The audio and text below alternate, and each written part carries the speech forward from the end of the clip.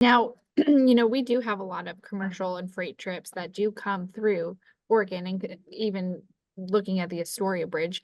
When you're looking at any of our bridges, especially the Astoria bridges and any other bridges, are there any other bridges that you feel like could be susceptible to kind of what happened over in Baltimore with freight ships and stuff passing through?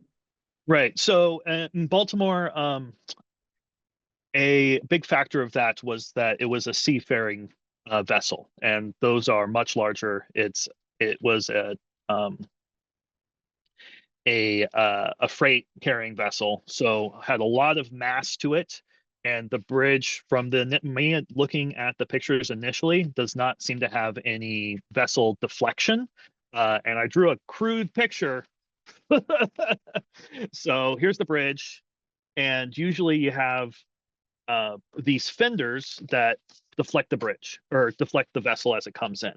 And the Baltimore Bridge did not have these at all. And so the bridge was completely unprotected from this sort of impact. If you look at the Astoria Bridge, which is also near seafaring vessels, it does in fact have those fenders on them. And comparing Western bridges to Eastern bridges, the Western states actually do take a lot better care of their infrastructure.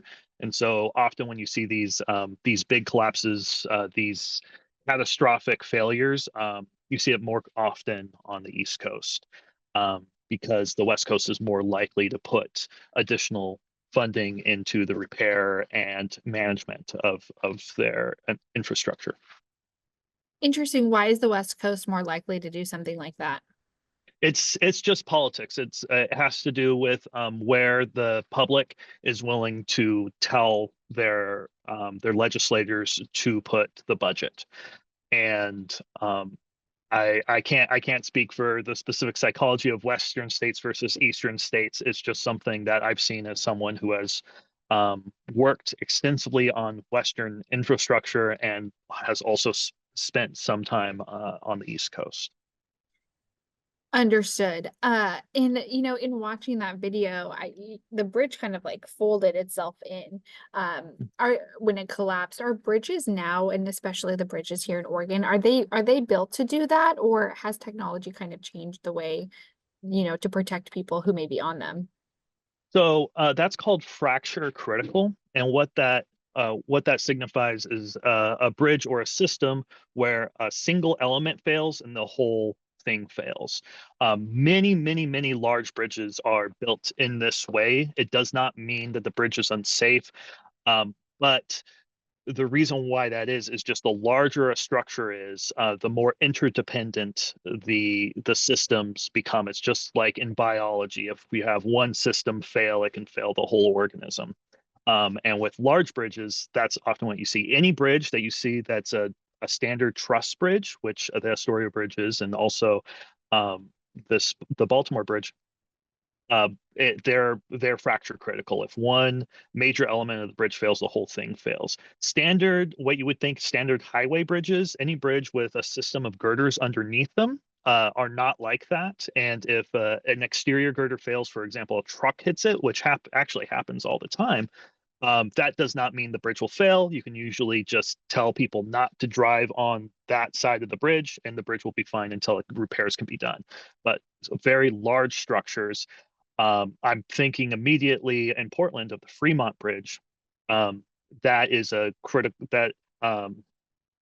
fracture critical bridge, because if one of those main arches were to fail, the whole bridge would fail. As opposed to the Markham Bridge, which was the bridge designed immediately after the Fremont Bridge, or sorry, immediately previously to the Fremont Bridge. The Markham Bridge, it is a girder bridge and has less fracture critical elements. Okay, lots of vocabulary here. Okay, so let me just make sure I understand. So there's fracture critical, which Mhm. essentially means that if something hits it and destroys one part of it, the whole bridge could potentially fail. Yes. And what was the other terminology you used? I guess It was like fracture critical, and then there was like the uh, other. What was that? I don't know. I guess No, that's okay. That's okay. I was just trying to like understand it in my mind. Mhm. Yeah. Um, So To answer your question, it depends on the bridge. It depends on the bridge type. There's still truss bridges being designed, and all truss bridges are going to be fracture critical. All truss bridges are going to have a single element that could potentially make the entire bridge fail. But if you have regular girder bridges, so any bridge that you drive under and you see multiple sets of girders, those are not fracture critical generally. Got it. So it sounds like a lot of the bridges here in Oregon do have the protections, especially when like looking at something like the Astoria Bridge or any other like large freight bridge has the protections that the Baltimore Bridge just didn't have. Yes.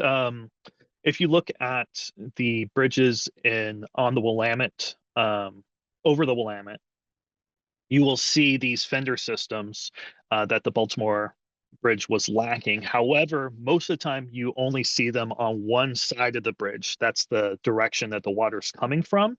And that's generally day to day to protect it from trees and fallen debris as it goes through the river. And then the other side is not as protected on the Willamette bridges.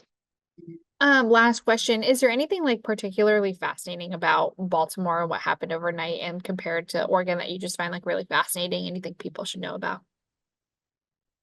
Yes. So if you look at the Baltimore Bridge, the pictures from this morning, you can clearly see fender systems um, around electrical poles that are built near the bridge. I wonder if there's a way for me to show you this real quick. I think I've seen some of them. I think was it Washington Post or something like showed some of those pictures. Yeah, so there's these fender systems around those sections, and the reason why they exist there and not on the bridge itself is because they are newer. They were built after 1983 when these were started to become required, whereas the Baltimore Bridge was designed before that period. And so the actual building of these systems got just keeps getting pushed forward, pushed forward, pushed forward because they are so expensive.